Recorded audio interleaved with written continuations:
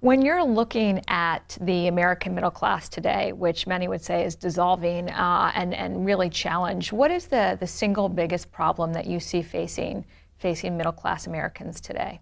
Education. I think that the most important way to move the needle on the lower income part of the scale in this country is to create opportunity for that population. I think it's incredibly important to ensure that everyone has an opportunity to work hard. You know, I think the phrase income inequality is really not what we mean, because I don't think everyone believes that all Americans should have the same exact income. I mean, should all Americans have the same exact income? No, I don't think so, because it should be based on performance. And so if we all have the same exact opportunity, then we have an opportunity to work hard and earn money and climb the scale of prosperity. And you know, depending on your performance and how hard you work and your skill set and who you are in terms of your strength and capacity, then you should be able to, you know, rise that scale. But I think it should be equal opportunity. And I think, unfortunately, some of us are not given the opportunity to have the education that's required. I mean, today I speak with CEOs and managers of businesses all the time, and they tell me, we want to hire jobs, but we can't find the people who have the skills that are required for the jobs that we need.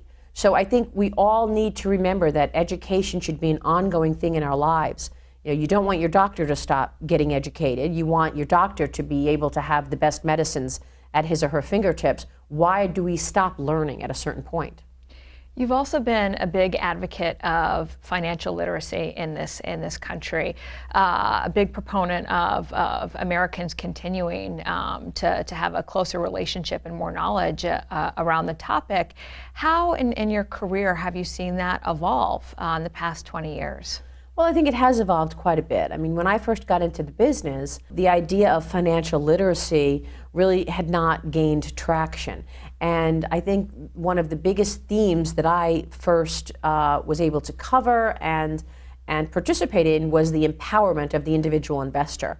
The individual was feeling like they had the tools to arm themselves with the right information to make their own financial decisions.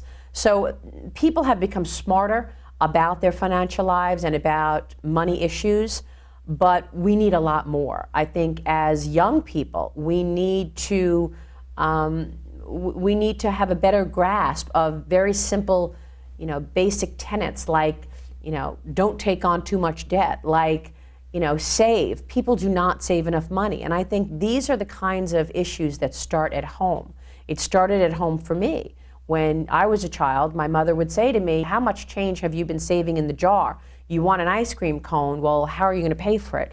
All of these little, you know, sort of signposts that my mom set in place for me really set the tone. You know, she used to start, I don't know if you remember, a Christmas club, but she used to do a Christmas club at the local bank where I would see her squirrel away money every 2 weeks from her job to put into this Christmas club for me, and then in November she would give me this check. And I was able to buy my family and friends presents because I had this Christmas club check.